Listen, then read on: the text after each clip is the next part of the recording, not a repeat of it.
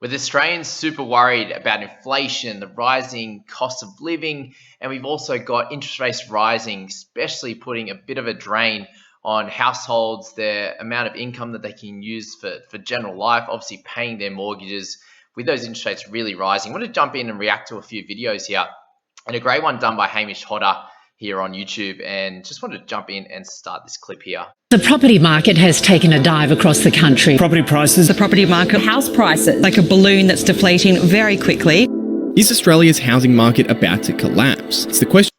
So at the moment, you see there's plenty of news out there. Every video you hear, see, just up in Australian housing, everything's about, renters being issues, interest rates rising, all the issues that you see to do with what's happening in the world at the moment, especially in Australia.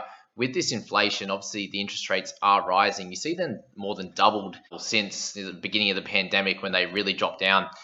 What Hamish speaks about there was multiple thousands of people getting fixed mortgages between 2 and 4 years, sitting around that mid 2.5% sort of mark there, anywhere between 2 and 3%, locking that in for 2 to 4 years. And a lot of those are going to be moving back to variable, which means they're going to see at least a double or a little bit more in interest rates over the next year or so, especially. So I know a lot of people got that 2 to 3 years. So that's coming up in the next 6 to 12 months, which is going to be really interesting to see what happens to property prices. Everyone is wondering this week as new data shows some of the world's hottest property markets seeing significant declines in prices on the back of surging inflation and rising interest rates. Property is considered to be one of the safest long-term investments, but Australia's real estate market is uniquely exposed to the particular economic crisis that is plaguing many regions around the world, with some experts now suggesting that house prices could fall as much as 43%. So for one, that 43% is ridiculous, and that's obviously a bit of a headline. The reason why it all dropped in 2008 and the financial crisis there was that people were getting houses, people were able to get mortgages just interest only, and a lot of time with nothing down in terms of a deposit, whereas that's much more stringent here. So the chances of it completely crashing, like you see the stock market, is completely unrealistic. For one, the governments, they get a lot of money from sales of real estate, for example, with stamp duty. So they're for one, not going to let it drop that low. Because if that's happening, no one's going to be selling. It's going to be obviously mass panic. And that's not something that the Australian government wants to happen. So this obviously here is obviously the worst case scenario, but very, very unlikely if ever for that to happen. And a lot of the information that's out there right now is there's only drops of, in Sydney, for example, about 6% is the drop in the last year with the increases of the interest rates, for example. There are still some regional towns that are increasing the last year, and we've seen over the last few there's been massive jumps in housing prices, and obviously a bit of a boom of people wanting to buy with the interest rates being low, and that's the biggest thing there that is really, really cool. And so this allowed people to get into the market, right? But the main issue here is that if they're only getting on a fixed interest rate for a couple of years, they may have been able to borrow enough money at that rate there, and because you're looking at your debt to income ratio would be okay at that interest rate. But as that interest rate has climbed, that's where we're going to see some issues here in terms of people having enough income to be able to pay for that mortgage and still be able to live, especially having kids. There's a bunch of things that really cause some issues there for families who managed to get a property during that time, during the pandemic there, and now this has caused issues on them. A lot of people are paying 30% sort of their income on their mortgage, and that's only going to increase. And the closer you get to that 50% mark, you really have limited margin as to how much you have at the end of each month after you've paid your mortgage, for example. And this is where the fears and the worries are. You add inflation to it, everything's costing a lot more. Mortgages are going up. The interest rates, obviously, they're having to pay more each and every month for that mortgage, and the inflation on the side of that just creates a lot of issues for families heading into this next couple of years. And that's where all these fears are coming from. And so it's very understandable, but just remember that the Australian government won't allow this to happen, to have a massive drop like this. But they're definitely, my presumption, again, it's just my presumption, is over the next few years, we should see a very limited amount of growth And what this next article here will show that definitely is that we're actually one of the world's richest nations. And this is based around the fact of property. And if anyone knows, over the last forever, basically in the Australian economy, the buying property and owning property has been the way to generate wealth. I'm in my mid-20s, and my family, a lot of families I know, have built their wealth through property, and you can see that here. We are number 4 as in our mean wealth per adult. So obviously Australia is a country that is fairly well solid across the board. You can see countries like the United States, for example, can have some really, really rich people and some really, really poor. Australia aren't as much in that, and especially because a lot of wealth is built through property. So for those that can buy and get in there, obviously very, very difficult to do so. We can build wealth through that, which has been really, really good. But 550,000 there in US dollars, which is really, really high, obviously about 800 to 900,000 Australian.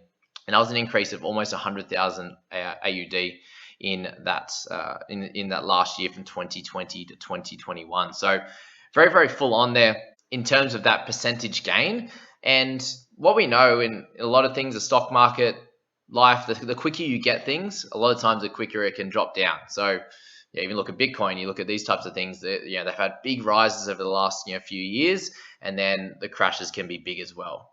Obviously, most of the time it doesn't go all the way back down to where it started. But that's where we can see the property prices a little bit potentially just dropping a tad over the next few years. But they went up so high in 2020. So the main issue again, and as always, if you're buying near the top of that market, this can cause some issues. And I want to just take you to this next video, which is an interesting title that I saw here: how to buy 10 properties in 3 years with only $100,000. So what this man Eddie's talking about here is how we're doing this is using our property prices going up as leverage to be able to get some equity in your properties to potentially buy more. The issue with this strategy is, yes, it can work in a really, really hot market. If there's growth, yes, you're picking in the right spots, which we'll speak about. But the main issue that we don't speak about here at all is risk. So this is an extremely risky way of doing things. I just spoke about how most people don't have enough income to be able to pay their mortgages. They're really, they're stressed, right? This is the majority of the Australian nation is extremely stressed right now for what's to come. Even right now, they might be coming off those 2 to 4 years, wherever they are. If they went for a 2-year fix, for example, and they're already strapped a little bit, living life on the edge, they're trying to impress people that they're buying the cars, living that lavish lifestyle because they have that extra funds at the moment. With the lower mortgage rates, the mortgage rates now go up.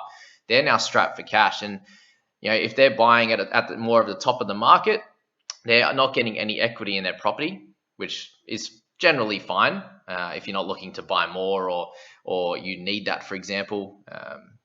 Some people will take out loans if they have some equity in their property, and that can get them through the next period if there is a bit of a tough one. But if you're buying near the top of the market, if what this man's going to do here, spend that $100,000 to get some property, and then it drops a little bit, you then have issues. You can't use this strategy at all.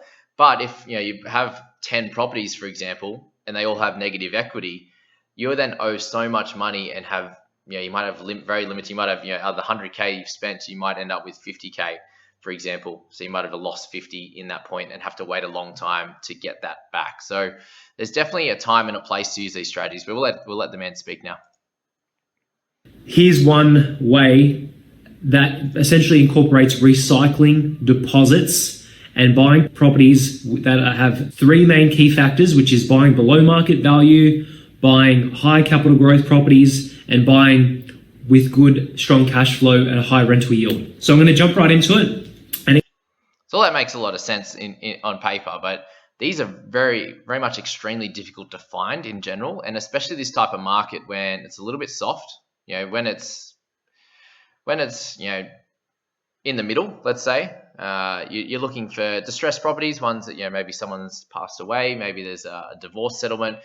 These kind of things are when you can come in a little bit under market value, or potentially need a fixer up type of place. Then you can put a bit of money in that and increase the value of that, and then get some equity and move on to buy the next property is what he's getting at here. But this can be very hard to do in this type of market. And if there's a chance that property prices are going down, interest rates are going up, it can be very hard to actually get some leverage in there. But again, we're speaking about debt as being risk here, and it's not something that a lot of these videos speak about. So I just wanted to mention that here. Explain how you can buy 10 properties within 3 years. So let's say as an example, you've got 100K. So let's just forget about this side of the board and let's just purely focus on 100K. Now, assuming, let's say you have a borrowing capacity of 6, 7, 800,000, whatever, something like that roughly. What I would do to get 10 properties in 3 years would be to take my 100K that I've got, split it in half. Now I've got 2 lots of 50K. And if I buy a property, let's say property number 1, for 300,000 roughly, let's assume that I bought it well, so I bought it under market value. Awesome. Yeah, so probably get general gist of what he's talking about there. Using 50K to get one, so 6 times leverage to get the 300K property. Again, very, very difficult to find in anywhere in Australia at this point, especially in any of the major cities. Even a unit, stuff like that, way higher than that. But using 2 of the, 50K in each to buy those 2 properties. If you're saying that there, so use the 100K to get 600K. So you 500,000 leverage. Right now, if a couple of years ago, you'd be able to get that about 2.5%. Now it's somewhere around the 5 mark. So that's doubled as to what you're paying back on that. And they talk about getting renters in there, getting that high yield. So money back on your 100K, for example, is how that works out with the rent coming in, and you'd be paying just interest only on that. But just think if that interest only loan is now being doubled what it was before. Okay, so these are things that can happen very quickly, and obviously this is extenuating circumstances there with what's happened in the pandemic and now inflation, stuff like that. But these are things that happen. If you look over the years, this has happened every 10 to so years. There's been some type of issue, whether it's been the financial crisis, the dot-com bubble, depression, Great Depressions, world wars along the timeline. Plenty of these things have happened, and it's just important to understand that there's plenty of risk involved with some of these strategies, and there's plenty of ways to go about it a little bit slower. 10 properties in 3 years with that $100,000. What he's basically trying to get at here is you're getting to about $3 million or more, $3 to $6 to $10 million worth of properties, and if everything goes right, you probably have about $1 million in equity by that point. And that's everything going absolutely perfect, and the market's going like this. That's 10xing your money in 3 years, right? Let's just say at 5x your money, you have 500K and about $5 to $8 million in property. You're leveraged so much, and if interest rates continue to go up, this is where people can get into trouble, and the main reason why there can be so many issues and why people are so stressed in today's market. So a little research goes a long way when you think about the Australian property market.